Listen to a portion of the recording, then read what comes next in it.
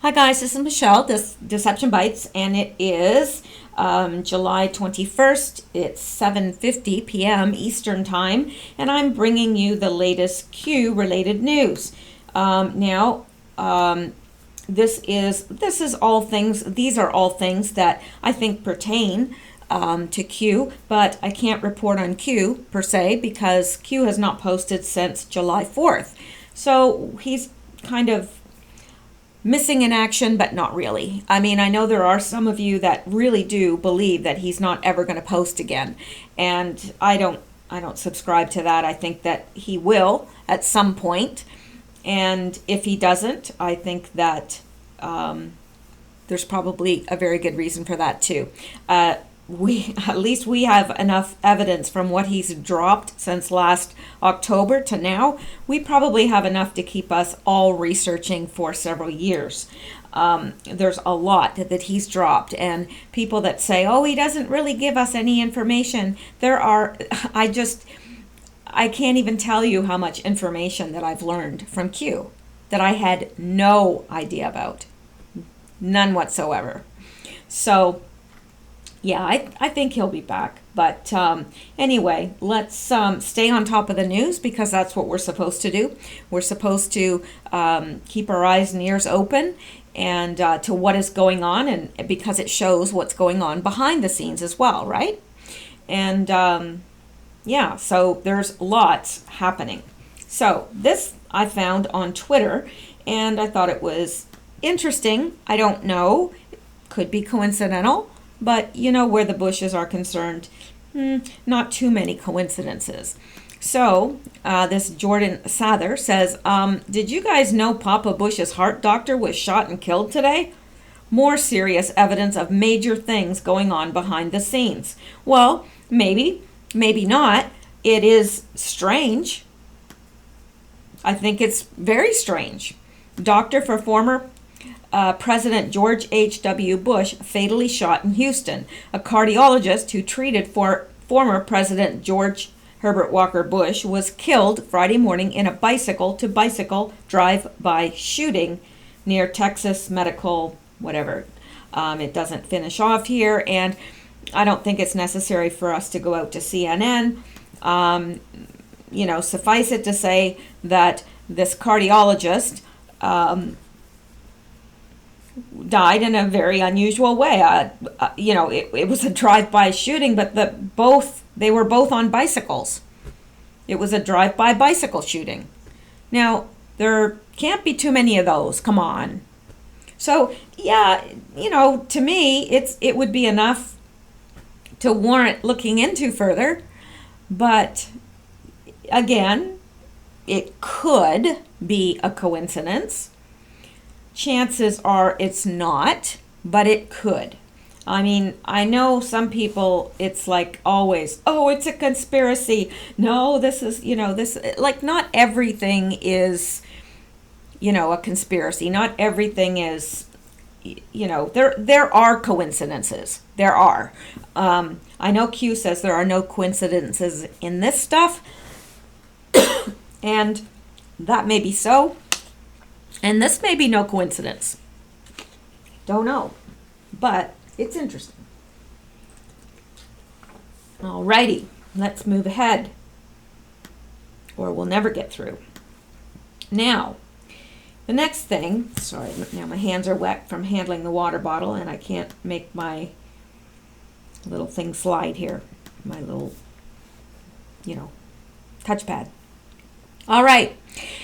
The next thing is from Steve Svensson. Now, Steve was in the Navy in Desert Storm in Saudi Arabia. Because here he says, 1991, I'm in the Navy in Desert Storm in Jeddah, Saudi Arabia. We flew recon. We worked with SEALs on the ground to jam radar, locate installations, etc. I happened to be in the skiff. Excuse me. A modified shipping container. When the SEALs called, we found Saddam. Bush said, stand down. Now, interesting, isn't it? Now, I'll tell you one thing that I happen to know just because of my own past and where I've been and the people that I've been around. Saddam Hussein was a CIA asset.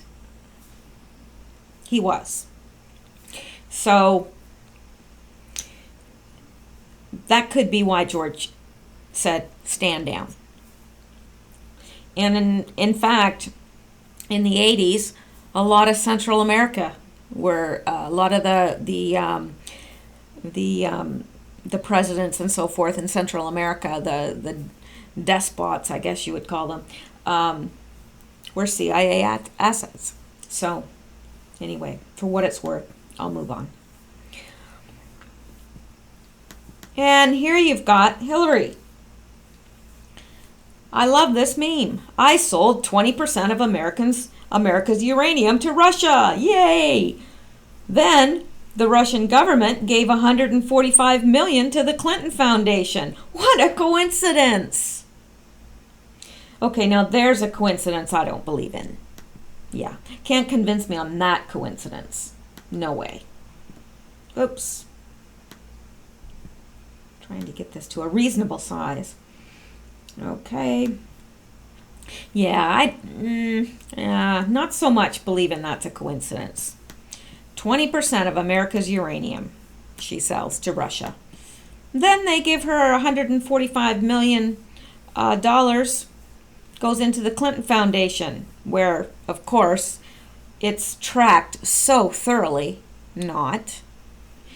No financial accountability there because it's a 501c3. And what a coincidence, right? Now, let's look at the next one. I've got lots of stuff to go through, so I'm trying to get some of these memes and things that I wanted to show you out of the way. Confirmed cybersecurity breaches during presidency. I may actually have read this to you already. I'm not sure. If I have, then forgive me. If I haven't, then it's worth hearing. 2013, China, Department of Energy. Now these are hacking incidences under Obama's watch. 2013, China, Department of Energy. 2013, hacking group Guccifer, Nuclear Security Administration. 2013, China, Office of Personnel Management. 2014, China, Office of Personnel Management. 2014, Russia, State Department email server. 2014, Russia, White House computer server. 2016, Russia, Guccifer 2, DNC. Oh, and under Trump, none. None. As in zero, nil, goose egg, El Zippo. All right.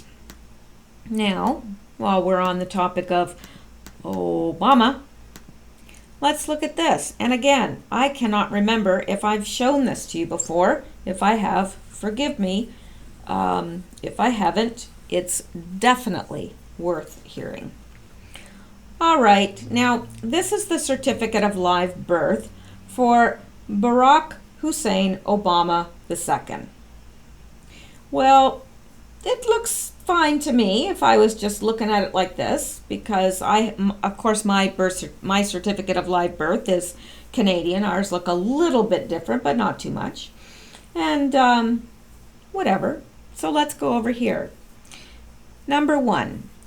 Back in 1991, people of color were called Negroes.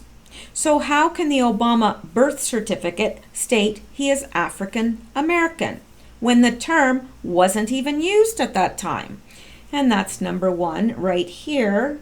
Let me see where it says he is.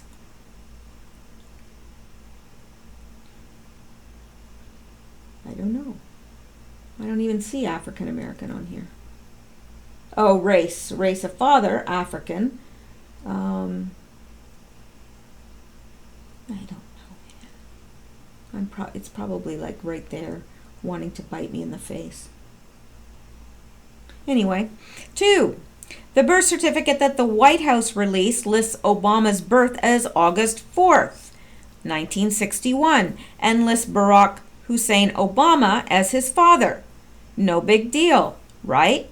At the time of Obama's birth, it is also known that his father is aged 25 years old and that Obama's father was born in Kenya, East Africa.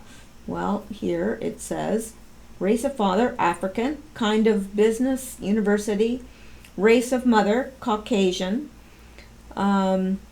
birthplace of father, Kenya, East Africa, and 25 years of age, which is okay. I'm sorry, I'm just checking this out here. Checking it out. All right. So, no big deal, right? At the time of Obama's birth, it also shows that his father is aged 25 years old and that Obama's father was born in Kenya, East Africa. Okay, we've established that that's what it says. This wouldn't seem like anything of concern, except the fact that Kenya did not even exist until 1963, 2 whole years after Obama's birth and 27 years after his father's birth. How could Obama's father have been born in a country that did not yet exist? Well, blow me down. Seriously. How did he manage that? Up until Kenya was formed in 1963, it was known as British East Africa Protectorate. And then it shows the WikiLeaks link. On the birth certificate released by the White House, the listed place of birth is, now I can never be able to pronounce that, Maternity and Gynecological Hospital in, I would assume that's, Honolulu. This cannot be because the hospital in question in 1961 were called, I'm not sure. It was a totally different name, okay? Now let me see.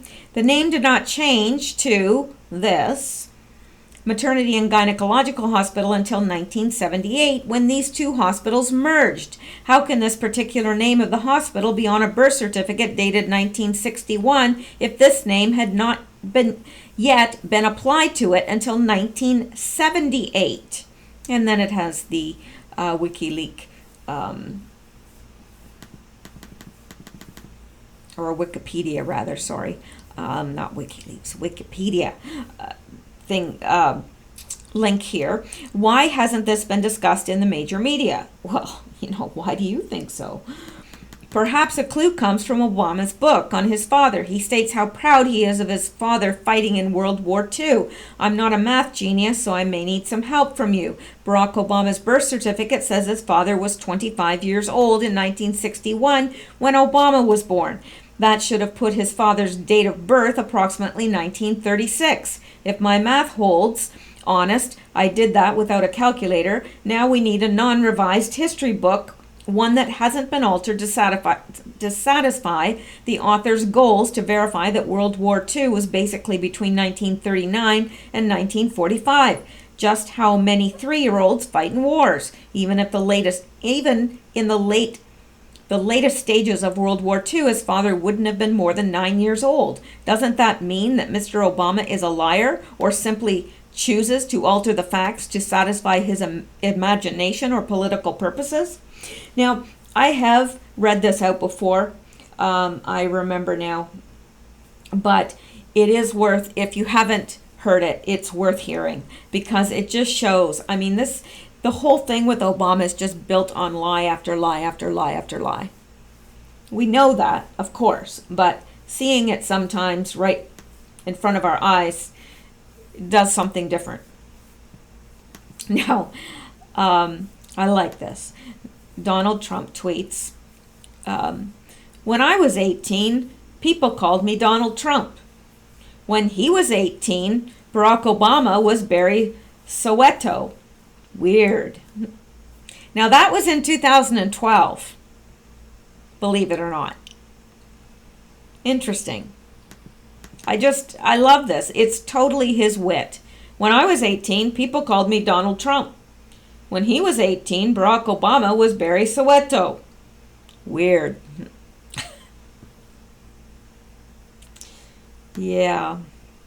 Okay.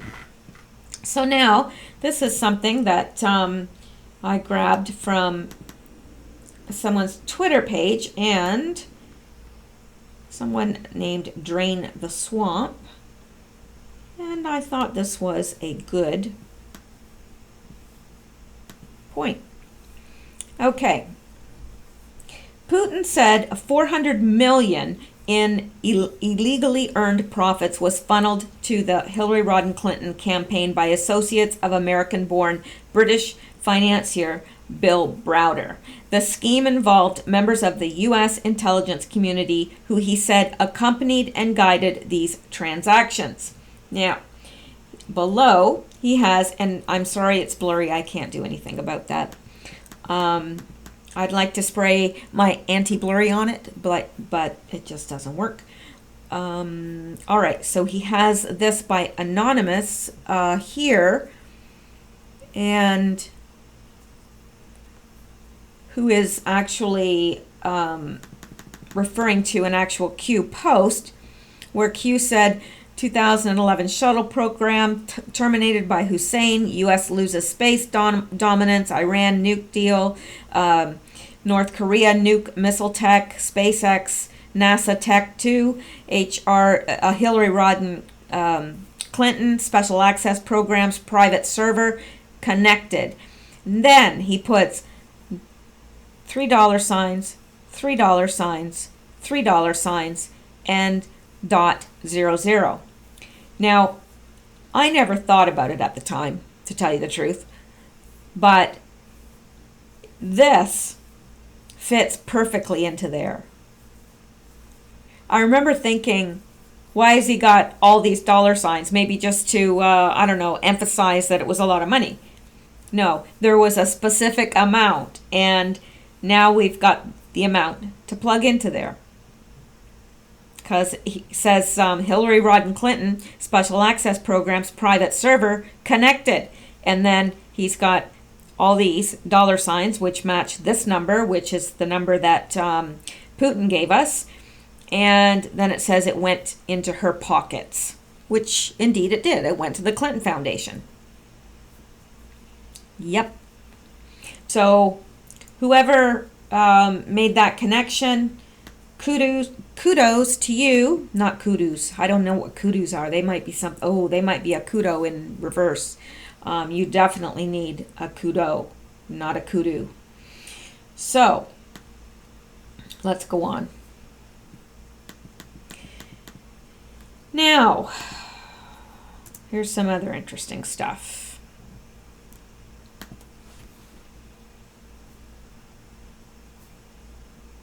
And stuff that you'll probably find as infuriating as I do.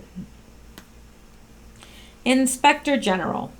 Obama paid $300 million to people who don't exist. $300 million to people who don't exist. Yeah. Barack Obama will always be remembered for a series of highly irregular overseas payments to authoritarian regimes. However, according to a report by the Special Inspector General for Afghanistan Reconstruction, those wasted millions are just the tip of the iceberg when it comes to Obama's largesse. According to Special Inspector General John Sobko, Obama wasted at least $300 million on the salaries of people who don't exist, who were supposedly operating in Afghanistan, far away from the prying eyes of the U.S. oversight. That's not just fraud, folks. In fact, according to Sobko, it's major fraud. Oh, it's major fraud, all right. But of course, you can just make up the names of all these people that are working over there in Afghanistan and send a paycheck to them, and unbelievable. Where did the money go? We've been raising this concern about ghosts going back a number of years, Sopko told Cheryl Atkinson of Full Measure.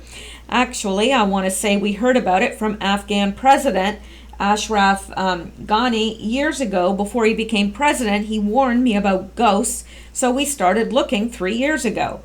What we're talking about are policemen, Afghan military, Afghan civil servants who don't exist, or they have multiple identity cards and we're paying their salaries, he explained. By we, I mean the United States and the international community. And we started finding out that we had no capacity to measure the number of soldiers, teachers, doctors, military people who we are paying their salaries. Now, Fox News had even reported as early as October 2016 that based on Sopko letter released to the Pentagon, the fraud could have amounted to more than $300 million annually. In January 2015, we reported that more than $300 million in annual U.S.-funded salary payments to the Afghan National Police were based on only partially verified or reconciled data, and that there was no assurance that personnel or payroll data was accurate. We found similar deficiencies during the course of our April 2015 audit of Afghan National Army personnel and payroll data, wrote Sopko. That's not just fraud, folks. According to Sopko, it's major fraud. And what's happening is the commanders or generals of the other higher officials are actually pocketing the salaries of the ghosts. And I remember President Ghani, again, at the time he wasn't president, saying, "John, you are the United States government are paying the salary of the Afghan who's a teacher. He's a civil servant. He's a doctor. He's a policeman. And he's a soldier. And it's the same Afghan. And he doesn't exist," Sopko explained. It's not just the salaries, he added, but we're funding schools based upon the number of students. So if you invent or inflate the number of students, you are going to be paying more money. On the soldiers and the police, we're paying for extra boots, for food, for everything else, logistics, for numbers that don't exist.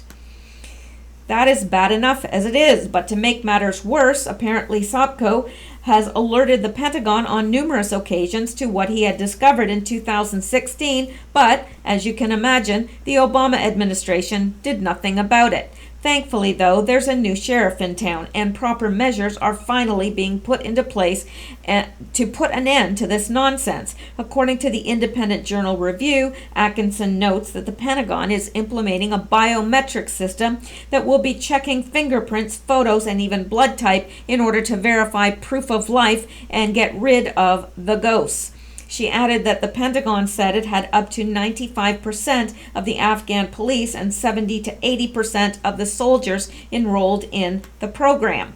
Don't get me wrong, it's very encouraging to hear that we're finally addressing this issue and taking measures to get this under control. But it's equally discouraging to think about all the millions of taxpayer dollars that will never be recovered. What do you think? Oh, you don't want to know what I think. It's honestly, if I didn't know it was true, I mean, you just couldn't even make this stuff up. Really, it gets worse and worse and worse and worse. The more that's uncovered about the things that have gone on before Trump. Really, when Q said, "Oh, there'll come a day when they won't even be able to walk in the streets," oh, I believe it. I believe it.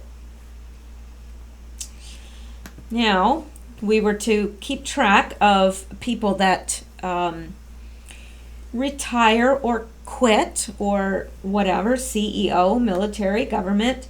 Well, then the FBI's National Security Branch chief abruptly quits. Assistant Director Gattis, described as McCabe's right-hand man. Well, he's abruptly quit.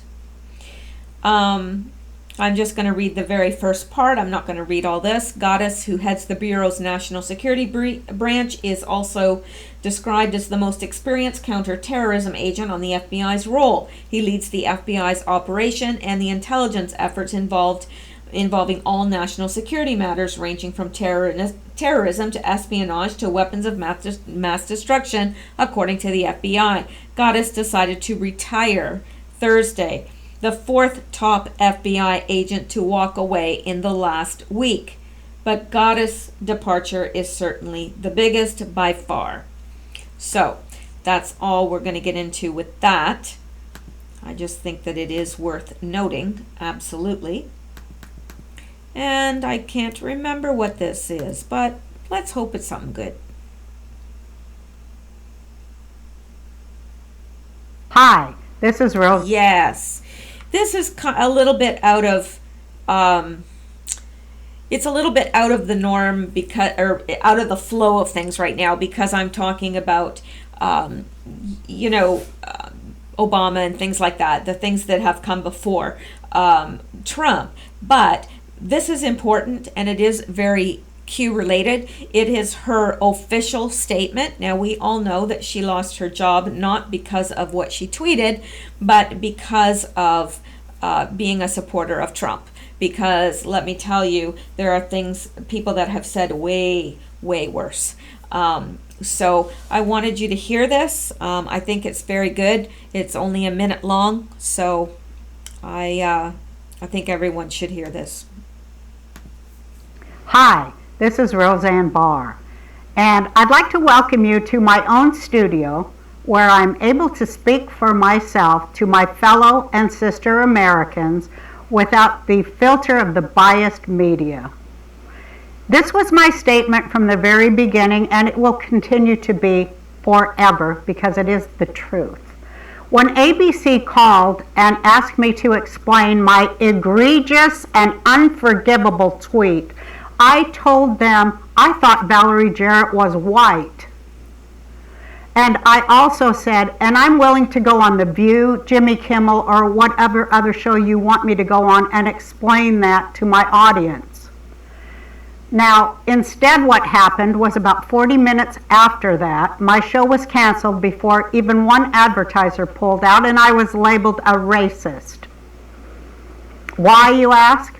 Well, the answer is simple. It's because I voted for Donald Trump, and that is not allowed in Hollywood.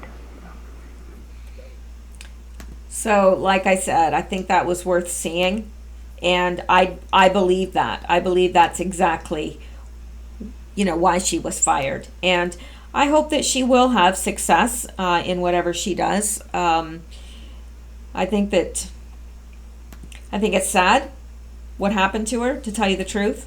I'm not going to say that I always agree with everything she says, but I think that it took a lot of courage for her to stand up in the first place and say that she followed Trump. So, yeah, and she's not the only one that didn't know that to me, she's white. She's Iranian, actually. So, anyway, let's move on from that.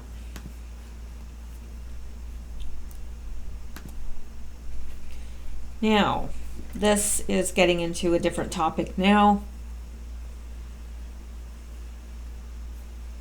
Come on.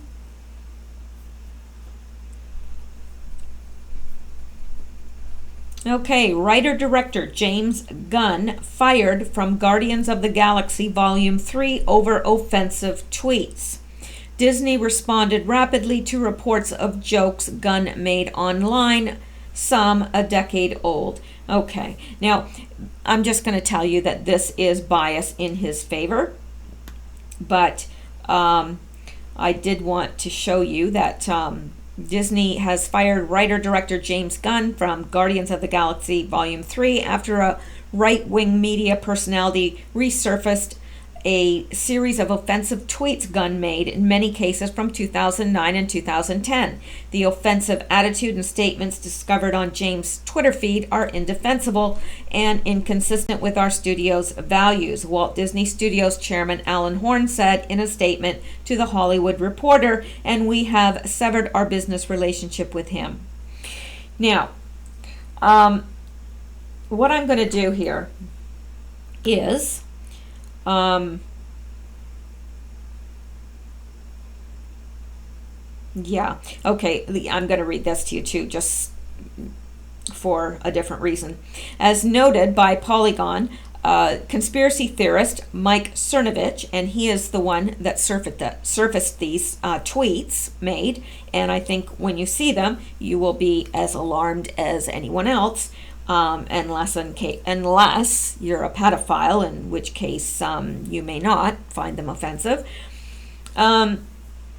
So, as noted by Polygon, conspiracy theorist Mike Cernovich, perhaps best known as one of the most active promoters of the fake Pizzagate conspiracy theory, and of course we know it is not fake, began resurfacing some of Gunn's old tweets, some going back nearly a decade. In the tweets, Gunn makes a number of jokes about pedophilia and molestation. In Pizzagate, right-wing media personalities like Cernovich pushed the idea that Hillary Clinton and other members of the Democratic leadership were running a child molestation ring out of a pizzeria in Washington. That's not what he said at all. Nobody ever said Hillary Clinton was running something out of the pizzeria in Washington. Anyway, these people are so ridiculous. Democratic leadership were running a child molestation ring out of a pizzeria in Washington, D.C. They promoted the absurd theory so fiercely that eventually a man who bought into Cernovich's rhetoric opened fire in the restaurant with an assault rifle. Okay, well, that's not quite true either, is it? So anyway, let's go back because we have more on this. Where did I go? There I am.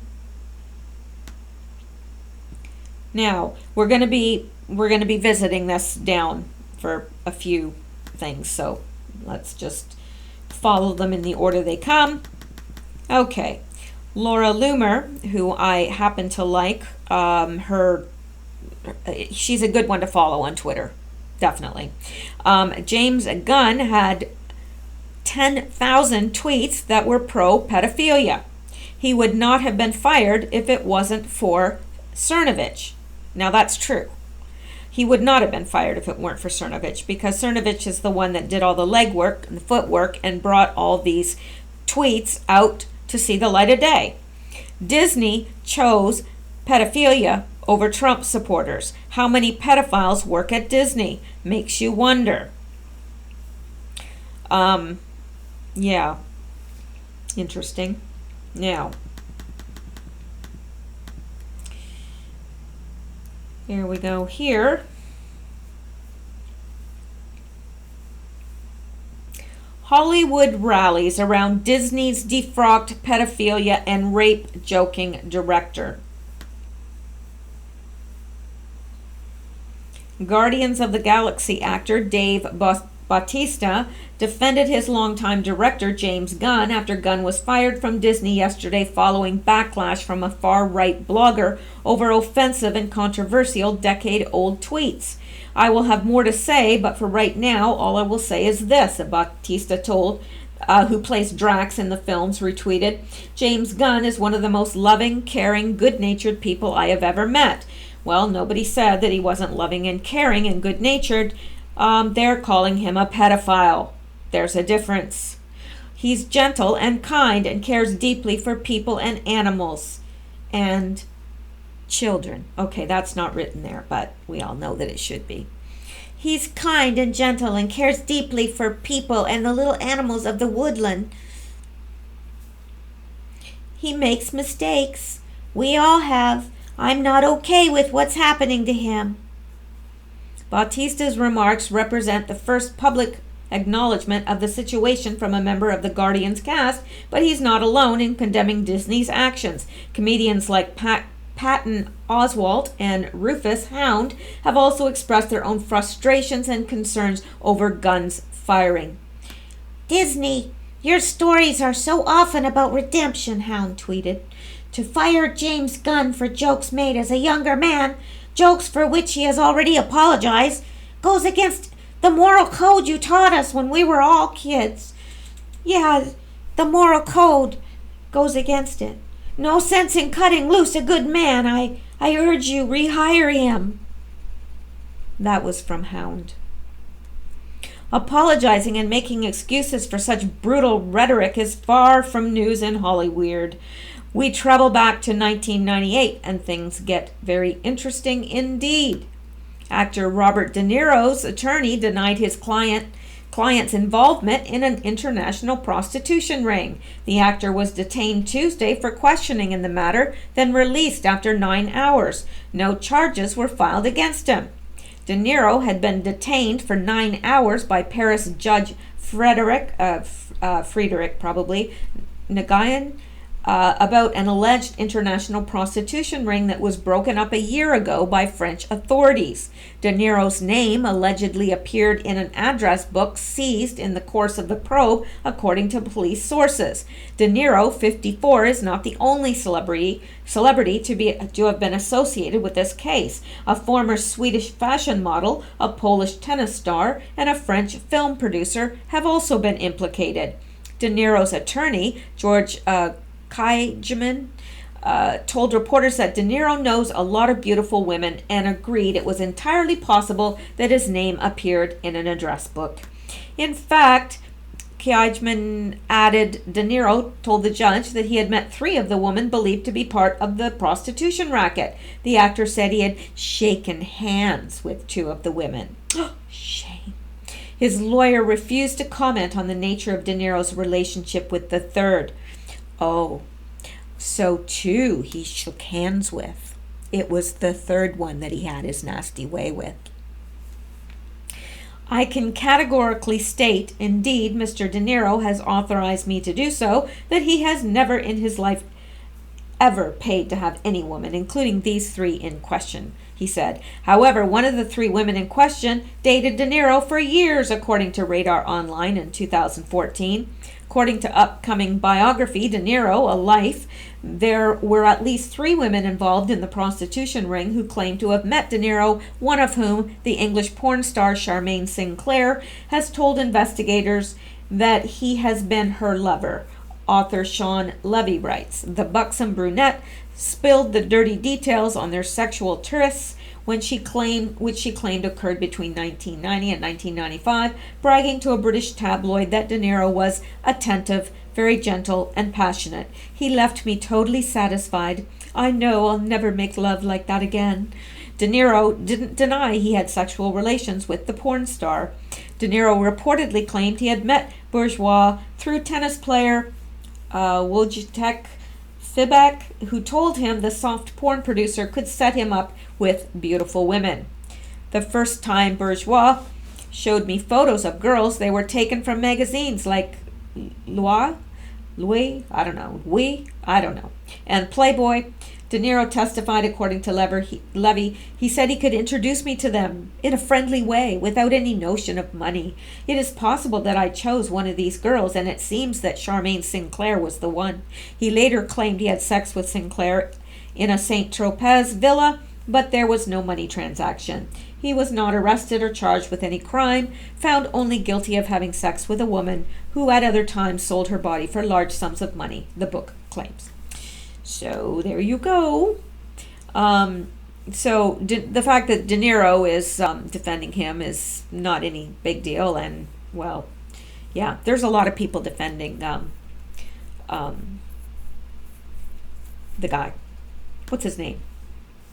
It's already gone from my Gunn. James Gunn. All right. Oh, and here, look, James Gunn. And look what he has on his Twitter account. Oh, well, isn't that cute? No, it's not cute. The child is obviously under stress. She's under stress. Let her go. Okay? And here's James Gunn, and here's all these people that are thinking it's so funny until you get down to this person, Wildflower. TikTok, Q is coming for you. Love it. But look at these people. LOL, so cute. Maybe there's something wrong with me. I don't see that as cute. And maybe, do you know what? Maybe if this was shown to me 20 years ago, I would have seen something completely different than I'm seeing now. Probably. I'm just saying. 20 years, probably. But now, yeah, now that's not appropriate. And I think probably every normal person knows that. Now, don't think I'm saying that if you take your child to have their picture taken with the Easter Bunny that you're evil. I'm not saying that at all. Like, don't, because sometimes people put words in your mouth that you never said. So I just want to clarify that. Now, these are some of the tweets that James Gunn had. And I'm not going to read them all because they're offensive and I don't want to get, cited for whatever. Well, I like it when little boys touch me in my silly place. Okay, is that appropriate? I'm thinking not. Photo shoot with, and he named some people. Okay, trying to maintain a semi-chub so I'll look impressive in these photos. Like, okay, some of these are really bad. I hadn't even read them. Like, okay, this is bad. Can you see this, guys? I really don't want to say this stuff out loud.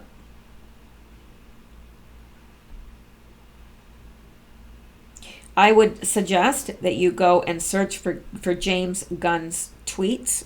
James Gunn's tweets. Because I just don't feel comfortable reading this aloud because it's going to get this video flagged. And I can guarantee you that. But the sad thing is that this stuff went all out over Twitter and there was lots of people retweeting it and liking it. That's what's sad. That it's sad that I'm sitting here thinking, okay, this is really bad. I don't even want to read it out loud. And yet, how many people have seen this? It's been all over Twitter. Why hasn't it been taken down? Why wasn't this taken down by Twitter? Why didn't... Well, I guess pedophilia is okay. It's just, if you like Trump, that's really bad, man. Don't like Trump. I mean, if you're into pedophilia or, you like to murder people, if you've got, half a dozen bodies buried in your backyard, that's fine. But if you like Trump, oh my gosh, well, there's no hope for you. You'll probably have to be executed. All right. Now, here's something else.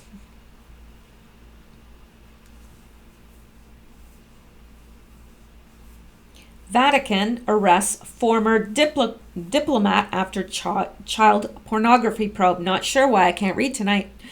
Vatican arrests former diplomat after child pornography probe. Now, I'm not going to go all through this. I just wanted you to be aware of it. The Vatican said on Saturday its police had arrested is it Monsignor? I'm not sure how to pronounce that, but I think it is. Who worked as a diplomat at its embassy in Washington and is suspected of possessing child pornography in the United States and Canada. Good. Glad he got caught. Wonderful. Let's catch some more. I don't think it should matter who you are or what your position is in life. If you are a pedophile, possessing child pornography, doesn't matter. Everybody should face the same judgment, the same punishment. All right. Let's go back because there's lots to go. I'm probably going to end up breaking this in two. Now, as I was traipsing through the internet today, I saw this from Matt. I don't know who Matt is, but I grabbed this because I saw the name Trudeau. Trudeau's foundation logo. And then he says, just saying. Well, look at here. Well, look at that, would you? Well, that's the pedophile symbol if I ever saw one. Yes, it sure is. Should it surprise us that Trudeau gave millions of dollars into the Clinton coffers? Should that surprise anyone? Doesn't surprise me. Mr. Trudeau and his little ducky socks. Yes, I'm ashamed. to say that our Prime Minister wears ducky socks, but he does. All right. Now, this is interesting as well. James Gunn met his BFF at NAMBLA meetings. Now, NAMBLA, I think, stands for North American Man-Boy Love Association. I'm pretty sure that's what it stands for. North American Man-Boy Love Association. It's a pedophilia association. It's for older men loving boys, even young boys, very, very young boys. His buddy, Lloyd Kaufman, mentored him at NAMBLA. Lloyd Kaufman is good friends with the Podestas. Whoa. Now, you know what? That makes perfect sense now. Perfect sense. All those little, you ever, remember the old combination locks, and you'd turn it one way and you'd listen for it to click, and you turn it another way, you listen for it to click. That's, when I saw that, that's what was happening in my mind, like click, click, click, click, click. Everything just clicking into place. It makes perfect sense. All right. And this is James Gunn. I remember my first NAMBLA meeting. It was the first time I felt okay being who I am. Some of those guys are still my BFFs. Now, what does that tell you right there? That he's part of NAMBLA, and that it was the first time that he ever felt normal or felt okay being the way he was, which the way he was is the way he is, and the way he is he's a pedophile. And here's Lloyd Kaufman, and this is at James Gunn. Thanks for not revealing that I mentored you at NAMBLA meeting. Because he didn't say who the person was. Some of those guys are still my BFFs. And then Lloyd Kaufman comes out right out and says, thanks for not revealing that I mentored you at NAMBLA meeting. Now, let's move down here. And I know this is blurry, and making it bigger will only make it more blurry. But that is Tony Podesta. There he is. Brother of John Podesta, of course. So, this is Lloyd Kaufman, and he's talking about great widow from Tony Podesta. Anyway, they're all having dinner.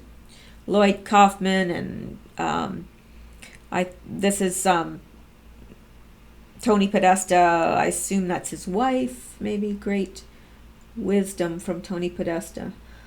Last night at CEO. I don't know. I don't know who all these people are. So, anyway, so we've connected those three names. It's interesting. Now, here's another one that we're going to be visiting. Pedophile. And I like this person, retweeted this and said, Dear God, please keep the 357 pedo lovers who liked this tweet away from innocent children. Well, I'm with you. I'm with Sharika. Sharika, I'm with you. Totally with you. And couldn't have said it better. We pray that all the people that liked this, 357 likes. The angry tweets from my hammer-toed followers opening my eyes. Pedo probe shaming hurts us all. I am a proud pedophile. And it has 357 likes. Please, dear God in heaven, keep these people away from children. Please. I'm not being sacrilegious. I mean that in all sincerity. It makes me feel ill. I don't know how anybody could do that to a child. To hurt a child or an animal is just got to be the worst. People that depend on others for their very sustenance. Unbelievable. And here's another, award-winning tweet from this guy. My dong is super friendly and loves getting rubbed by children. Yeah, this is the kind of thing he tweets. Not sure how many likes that got, but I'm sure it was a lot.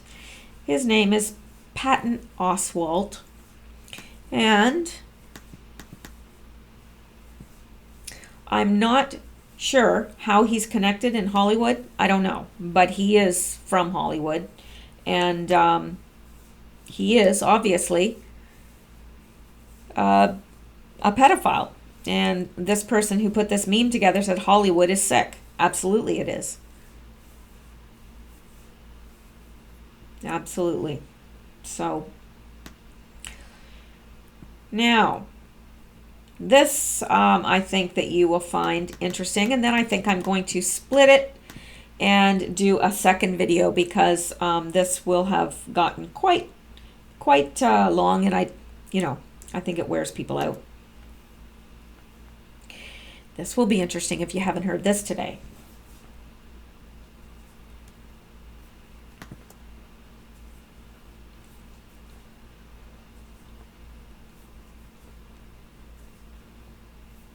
Okay, now